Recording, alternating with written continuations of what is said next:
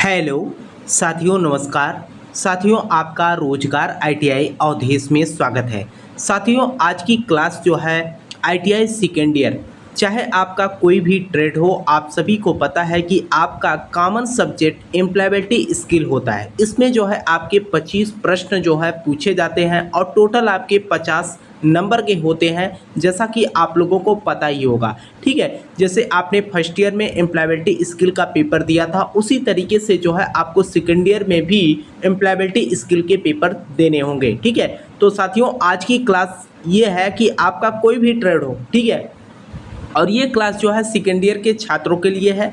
आपको मैं बता दूं, ये सारे के सारे प्रश्न जो मैं आपको इस क्लास में कराने वाला हूं, ये सभी प्रश्न जो है आपके परीक्षा में पूछे गए हैं। अभी मैं आपको जो है प्रीवियस ईयर का पेपर भी हल कराऊंगा, साथ में आपको जो नीमी पैटर्न पे आधारित प्रश्न है उसे भी आपको हल कराऊंगा। ठीक है, क्योंकि आपको पता ही है मेरे भाई, एनसीईआरटी बोर्ड की तरफ से जो है नीमी पैटर्न पे आधारित जो प्रश्न दिए गए हैं, वही प्रश्न जो है आप लोगों के सीबीटी परीक्षा में पूछे जाते हैं। तो साथियों, आइए क्लास को हम स्टार्ट करते हैं। और क्लास को स्टार्ट करने से मेरे भाई पहले मैं आप लोगों से एक छोटा सा निवेदन करूंगा। जो भी साथी चैनल पे पहली बार हो, चैनल को सब्सक्राइब कर लीजिएगा और साथ में अपने मित्र के पास भी क्लास को शेयर कर देना, ताकि वे भी जो है क्लास से जुड़कर अपनी पढ़ाई कर सके। तो यहाँ पर देखिए, आपका पहला प्रश्न जो कह रखा है, यहाँ पर आप ध्यान से देखिएगा। और मैं आपको बता दूं मेरे भाई, जो आपके परीक्षा में प्रश्न पूछे जाते हैं, बहुत ही सही तरीके से अगर आप ध्यान देके एक बार प्रश्न को पढ़ लेंगे तो आपको प्रश्न में ही उत्तर जो है छुपा होता है।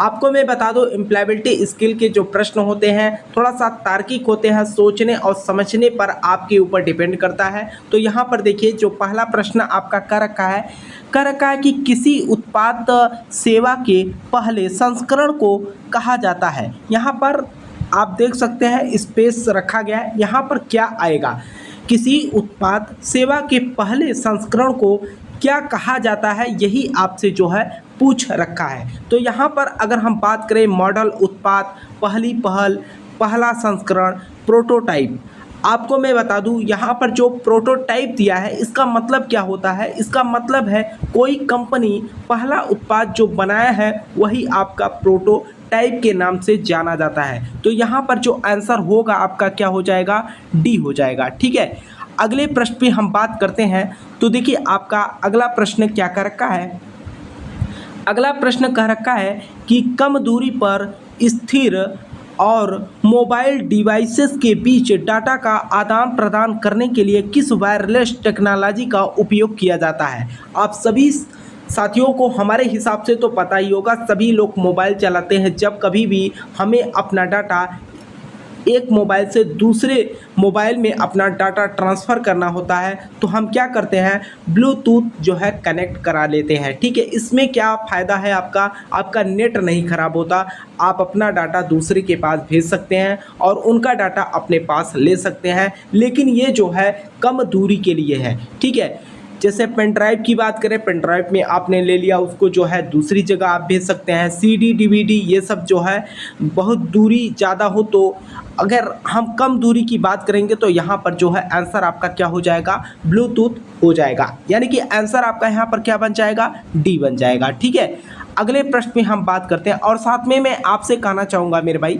अगर आपको किसी भी प्रश्न को लेकर कोई डाउट या कोई प्रश्न आपके मन में उत्पन्न होता है, तो आप जो है सीधे कमेंट बॉक्स में ज़रूर कमेंट कर देना मेरे भाई। ठीक है, तो यहाँ पर देखिए, अगला प्रश्न जो है आपसे क्या कर रखा है, कह रखा है कि उपयुक्त अच्छा संवाद क्या है। उपयुक्त अच्छा संवाद क्या है, ये जो है आपसे पूछ रखा है। देखिए, पहला ऑप्शन आपका कह रखा है कि प्राप्त करने वाला समझ नहीं सके। प्राप्त करने वाला समझ नहीं सके, तो क्या मतलब निकला इस संवाद का। हम कहने का मतलब यह है कि जैसे मैं कुछ बोल रहा हूँ और आप हमारी बात को समझ ही नहीं पा रहे हैं, तो इस संवाद का कोई मतलब नहीं रह गया। तो यह आपका पहला ऑप्शन यही कर रखा है, प्राप्त करने वाला समझ नहीं सके। जब प्राप्त करने वाला ही समझ ही नहीं पा रहा है, तो क्या मतलब निकला संवाद का। अगला कर रखा है, संदेश सीधा और स्पष्ट है। यहाँ पर देखिए बात को समझिए, जैसे मैं आपसे कुछ बोल रहा हूँ, आप हमारी बातों को बहुत ही सरल, या हम जो भाषा यूज कर रहे हैं बहुत ही सरल भाषा में बता रहे हैं और आप हमारी बातों को समझ पा रहे हैं, तो यही आपका क्या हो जाएगा, एक अच्छा संवाद के कैटेगरी में आएगा। तो आंसर आपका यहाँ पर क्या हो जाएगा, बी हो जाएगा। ठीक है, अगले प्रश्न पे बात करते हैं, देखते हैं अगला प्रश्न आपका क्या कर रखा है। देखिए अगला प्रश्न आपका कर रखा है रिज्यूम में। अब रिज्यूम का मतलब होता है मेरे भाई बायोडाटा। जैसे अगर हम पहले तो आपको रिज्यूम के बारे में बता दें, बहुत सारे छात्र ऐसे हैं जो रिज्यूम के बारे में जानते ही नहीं।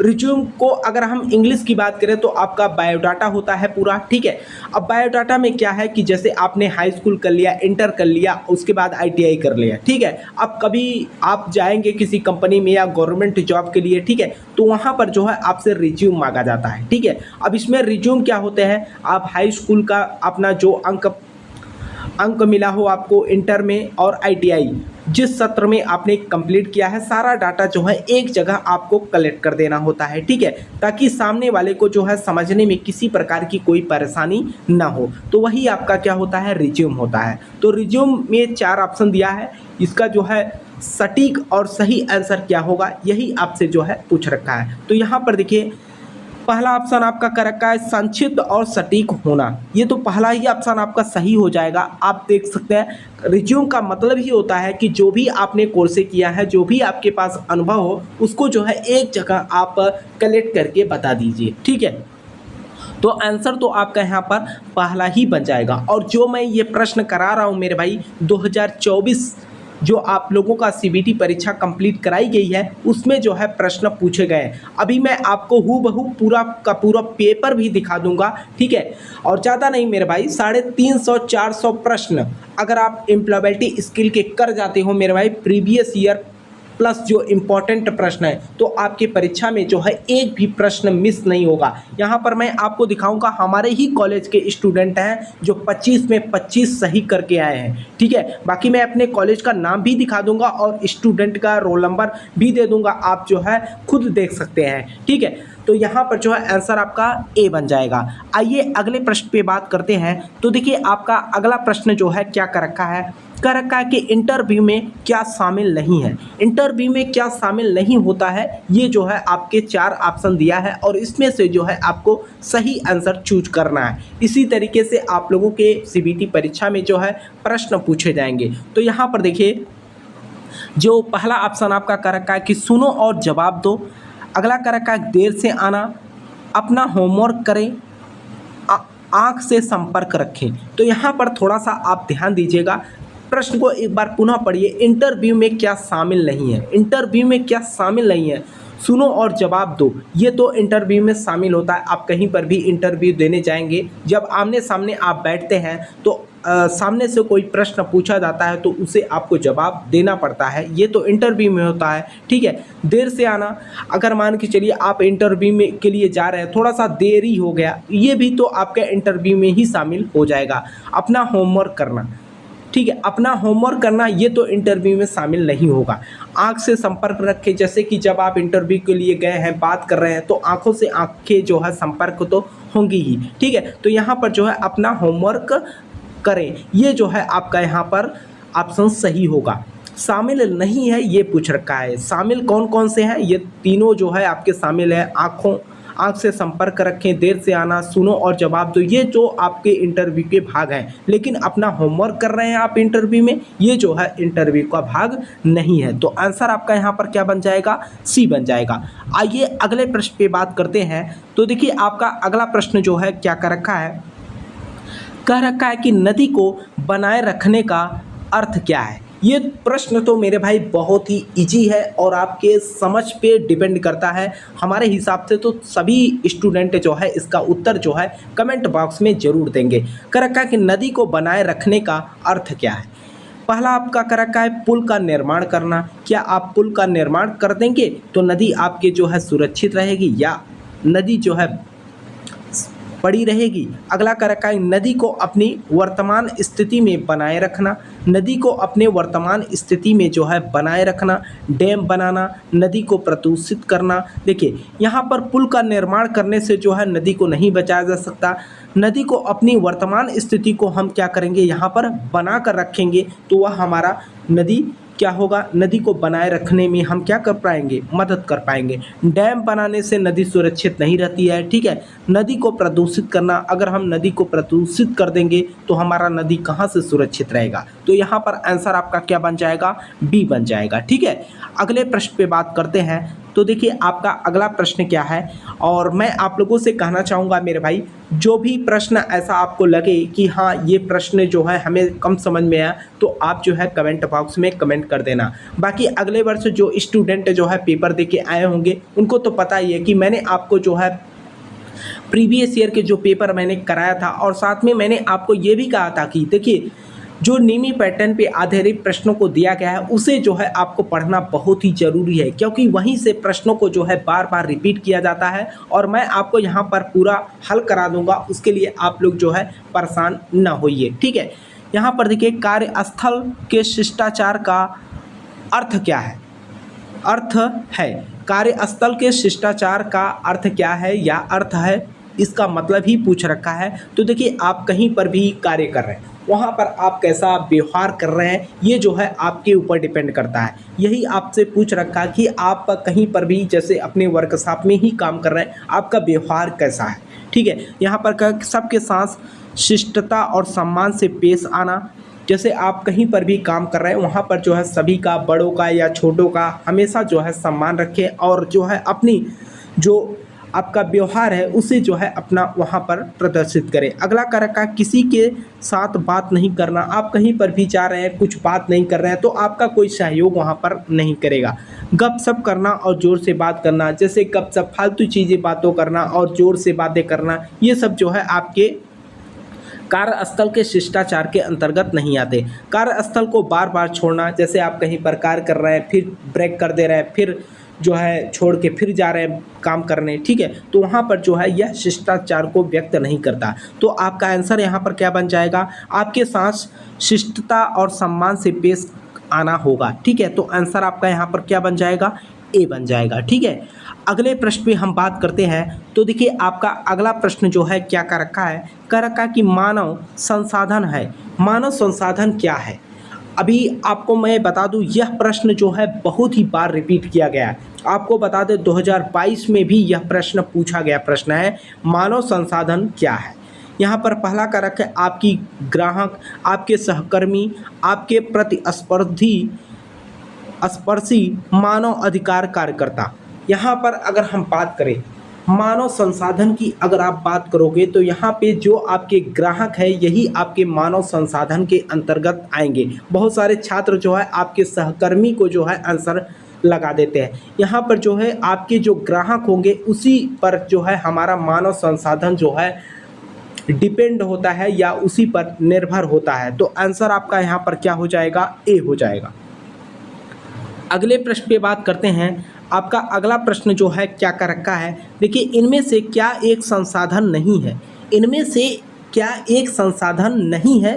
प्रश्न को देखिए यहाँ पर ध्यान से पढ़िएगा, नहीं है, ऐसा नहीं कहा है कि इनमें से क्या एक संसाधन है। कौन सा संसाधन नहीं है यह जो है प्रश्न पूछ रखा है। ग्राहक, डेटाबेस, कच्चा माल, व्यापार में घाटा, अर्जित लाभ। तो यहाँ पर जो है संसाधन नहीं है, तो बात अगर हम करते हैं तो जो व्यापार में आपका घाटा है यह जो है इनमें से एक संसाधन के क्षेत्र में या संसाधन में नहीं आता है यह, ठीक है। तो आंसर आपका यहाँ पर क्या बन जाएगा, सी बन जाएगा। तो साथियों मुझे उम्मीद है कि आपको जो है यह क्लास जो है समझ में आई होगी। अगर आपको किसी भी प्रश्न को लेकर कहीं पर कोई डाउट हो तो आप जो है कमेंट बॉक्स में ज़रूर कमेंट कर देना, ठीक है। काफ़ी आप लोगों के कमेंट और मैसेज आ रहे थे कि सर सेकेंड ईयर वालों का जो है आप क्लास नहीं करा रहे हैं। तो मैं आपको बता दूं मेरे भाई, आप लोगों की जो CBT परीक्षा है वह जो है 28 जुलाई से स्टार्ट है। लेकिन मैं आपको ये भी बता दूं कि अभी एनसीवीटी बोर्ड या हम डीजीटी की बात करें, जो 28 जुलाई से परीक्षा का डेट दिया गया है सीबीटी परीक्षा का, इसमें बदलाव 100% होगा। ठीक है, क्योंकि अभी मैं आपको बता दूं बहुत सारे छात्र ऐसे हैं जिनका ट्रेनिंग वेरिफिकेशन को लेकर जो है डीजीटी की तरफ से कुछ अपडेट आई हुई है कि उनका एक बार जो है और मौका दिया जाए। ठीक है, तो आपको बता दें कि आपको भी पता है एनसीवीटी बोर्ड या हम डीजीटी की बात करें तो एक बार जो टाइम टेबल जारी करती है उस टाइम टेबल पे आज तक अगर हम बात करें तो परीक्षा नहीं करा पाई है, और बराबर जो है उन्होंने टाइम टेबल में बदलाव किया है। लेकिन हम लोगों को जो है 28 जुलाई को ही मानकर चलना है। तो यहाँ पर आपको सीधे तौर पे अगर हम देखें तो 1.5 महीने का अभी टाइम है। 1.5 महीने में मैं आपको ऐसा मेरे भाई आपको जो प्रीवियस ईयर के पेपर हैं विद आपके जो इम्पोर्टेंट प्रश्न हैं, नीमी पैटर्न पे आधारित प्रश्न हैं, सभी को मैं आपको यहाँ पर हल करा दूंगा। ठीक है, और आप मेरे भाई ये मेरा वादा रहेगा कि अगर आप जो क्लास देख के चले जाएंगे तो आपको जो है कहीं से पढ़ने की ज़रूरत नहीं है। मैं ऐसा भी नहीं कर रहा हूँ कि आप हम ही से पढ़िए। ठीक है, आपको जो भी टीचर सब पसंद आए है ना, आपकी जिनकी लैंग्वेज समझ में आए उनसे जो है आप पढ़ाई कर सकते हैं। ठीक है, मुझे उम्मीद है कि आपको जो है क्लास समझ में आई होगी, और अपने मित्र के पास भी क्लास को शेयर कर देना ताकि वे भी जो है क्लास से जुड़कर अपनी पढ़ाई कर सके। और साथ में जो भी साथी चैनल पे पहली बार हो चैनल को भी सब्सक्राइब कर लीजिएगा। ठीक है, तब तक के लिए आपसे मिलते हैं नेक्स्ट क्लास में। तब तक के लिए जय हिंद जय भारत।